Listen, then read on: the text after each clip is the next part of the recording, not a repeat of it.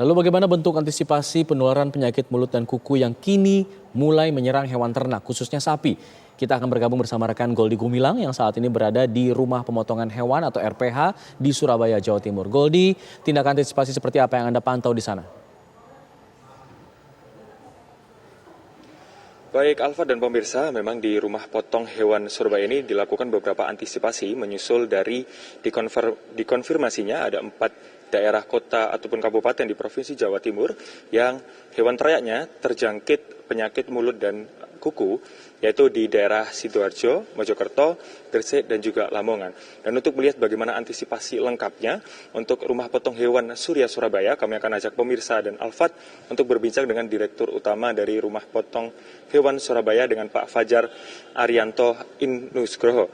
Pak Fajar, apa saja antisipasi yang dilakukan RPH untuk mengantisipasi PMK menyebar di Surabaya? Baik Mas Goldi, jadi RPH melakukan upaya antisipasi dan pencegahan terhadap masuknya wabah PMK di lingkungan RPH Surabaya. Yang pertama tentunya kita meningkatkan pengawasan terhadap semua ternak yang masuk ke RPH. Artinya semua ternak itu dari semua daerah kita antisipasi jangan sampai membawa virus atau wabah PMK itu. Tentunya kami prioritaskan dari 4 wilayah, utamanya dari Sidoarjo, Gresik, Lamongan, dan Mojokerto. Tapi dari daerah lain pun kita juga harus selektif, memastikan bahwa semua hewan itu benar-benar sehat, benar-benar tidak membawa virus. Maka kita lakukan pemeriksaan ketat, mulai dari dokumen sampai dengan pemeriksaan antemortem dan postmortem untuk hewan yang akan dipotong. Kemudian yang kedua, kami juga akan lakukan upaya untuk biosecurity dan biosafety yang intinya memberikan perlindungan pada lokasi tempat potong, kandang, dan pasca pemotongan, termasuk juga semua ternak yang masuk dan kendaraan yang masuk ke RPH dengan memberikan desinfektan, begitu. Sehingga upaya-upaya ini diharapkan sebagai antisipasi. Fokus kami sekarang adalah pencegahan. Pencegahan jangan sampai wilayah Surabaya yang aman, kemudian ada wabah yang masuk di lingkungan RPH untuk penyakit menular mulut dan kuku ini. Begitu. Baik Pak Fajar, untuk daging dari sapi sendiri yang terjangkit virus PMK, itu seperti apa? Bisa dikonsumsi untuk manusia atau langkah-langkah apa saja biar daging-daging tersebut layak untuk dikonsumsi? Baik, sebenarnya daging sapi, apabila sapi tersebut terjangkit PMK, ini masih bisa dikonsumsi. Asalkan daging itu dimasak dengan baik, dan daging itu bukan bagian kepala, lidah, tulang, kemudian jeroan maupun kaki. Jadi sebenarnya masyarakat tidak perlu panik, karena sebenarnya daging dari sapi yang sakit ini, itu masih bisa dikonsumsi dengan dimasak yang benar. Maka masyarakat harus jernih melihatnya karena ini bukan menular dari ternak ke manusia, bukan.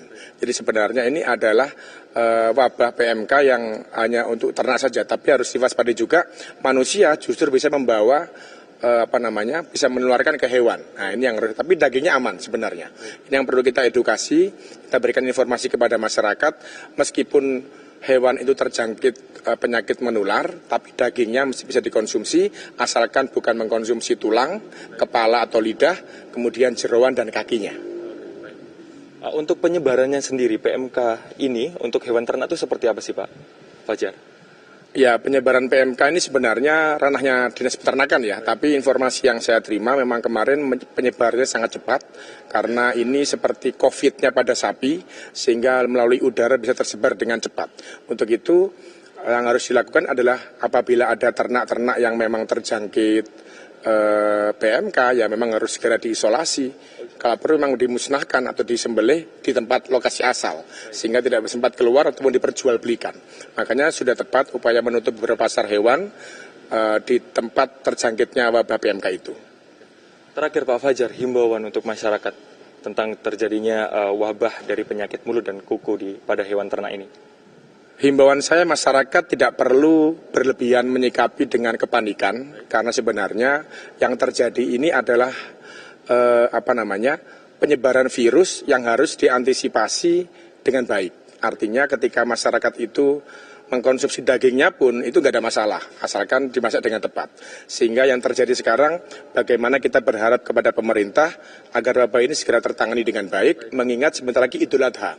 Harapan saya masyarakat bisa mendapatkan sapi yang sehat dengan harga terjangkau, dengan penanganan wabah yang bisa terkendali, begitu. Terima kasih banyak atas waktunya Pak Fajar, selaku Direktur Utama dari Rumah Potong Hewan Surya Surabaya. Itu tadi Alfa dan pemirsa, wawancara kami dengan Pak Fajar mengatakan bahwa memang beberapa langkah antisipasi telah dilakukan pemerintah Kota Surabaya untuk mengantisipasi adanya penyebaran virus ataupun wabah penyakit kuku, mulut dan kuku yang terjadi pada hewan ternak, terutama pada sapi. Sementara itu, Alfat yang dapat kami kabarkan dari Surabaya, kembali ke Anda di studio. Baik, Goldi Gumilang mengabarkan langsung dari salah satu rumah pemotongan hewan di Surabaya, Jawa Timur.